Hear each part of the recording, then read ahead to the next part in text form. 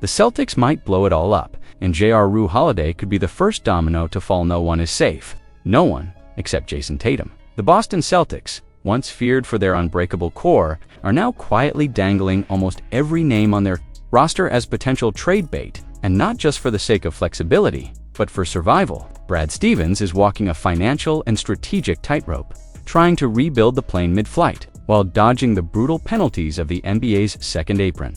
According to Bleacher Report's Dan Favale, the most likely sacrificial piece, Jrue Holiday. Yes, the same Jrue Holiday who just helped bring Banner 18 to Boston, a defensive savant, a two-time champion, a locker room leader. But at 35, Holiday's clock is ticking, and Boston knows it. Next season is essentially a wash. Favale noted, alluding to Tatum's Achilles recovery and the likelihood that the Celtics won't be a serious contender until 2026-27, when Holiday will be 37. In NBA years, that's a lifetime. It's not that Holiday isn't still elite, it's that his timeline no longer aligns with Boston's, and it gets darker. Favale suggests Boston may not even seek high-end assets in return.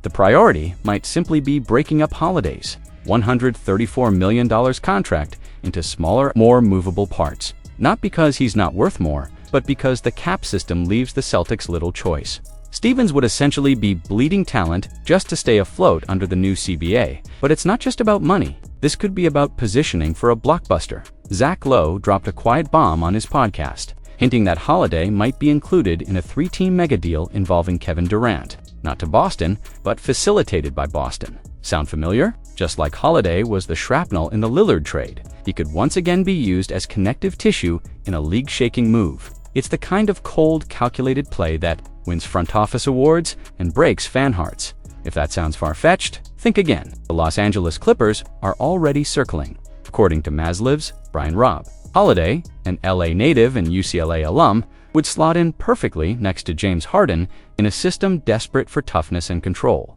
The Clippers also have the assets to make a deal happen, especially if it means getting ahead of teams like the Heat, Knicks, or even the Warriors.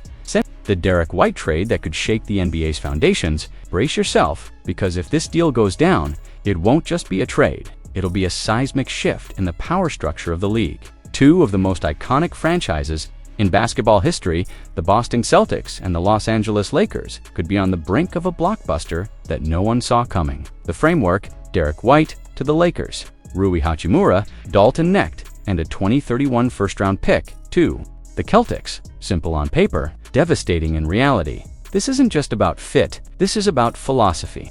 The Celtics, fresh off another soul-crushing playoff exit, may be preparing to rip the Band-Aid off and reshape their future. The Lakers, they're done waiting. They're all in on one last title run before LeBron James leaves the stage, and they just might steal one of Boston's most vital pieces to do it. Why the Lakers are playing with fire and might just set the league ablaze. Let us be clear, Derrick White isn't just a solid two-way guard. He's the type of player who wins championships. Quietly, he's become one of the most complete and underrated guards in the NBA. The kind of guy who makes life hell for opposing scorers, stretches the floor with elite shooting, and doesn't flinch when the lights get white-hot. White averaged 16.4 points, 4.8 assists, and shot nearly 39% from deep last season, all while being a defensive war machine with 1.1 blocks per game as a guard. He's been named to the all-defensive second team twice, but frankly, he should have made first team. This is a guy who dropped 38 points in March,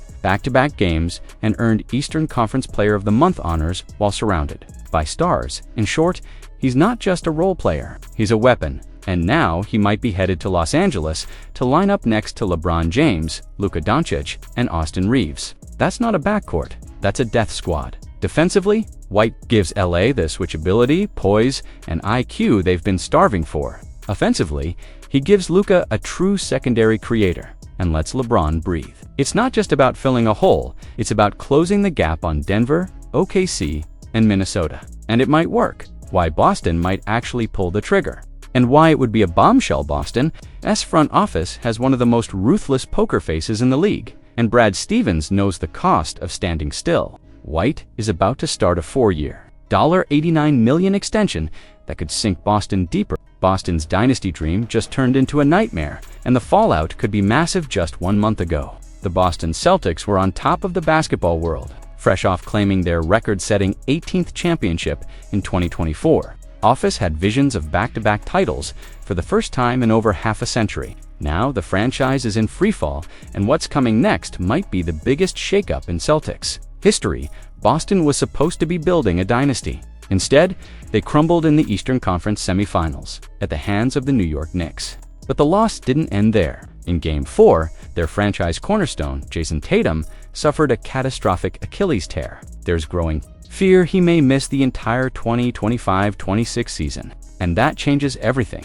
And it's not just injuries and playoff exits the Celtics are facing. Behind the scenes, the team is undergoing a seismic shift in ownership. Longtime leaders Wyc Grousbeck and Steve Pagliuca are stepping aside, making way for incoming owner Bill Chisholm, a figure shrouded in mystery and untested in NBA circles. He's inheriting the league's most expensive roster, projected to cost nearly $500 million in payroll and tax penalties. That's not just unsustainable, that's financial suicide for a team no longer contending, which is why league insiders are bracing for what could be a brutal Celtics teardown. Will Brad Stevens keep the core together and simply offload some of the mid-tier contracts to dodge the dreaded second apron? Or is Boston preparing to take a hammer to its championship roster, shipping out key veterans, punting on 2025 entirely, and resetting the timeline to chase a healthier and hungrier Tatum in 2026-27? The Celtics may soon be unrecognizable, and before any blockbuster moves hit the headlines. The first domino could fall on draft night.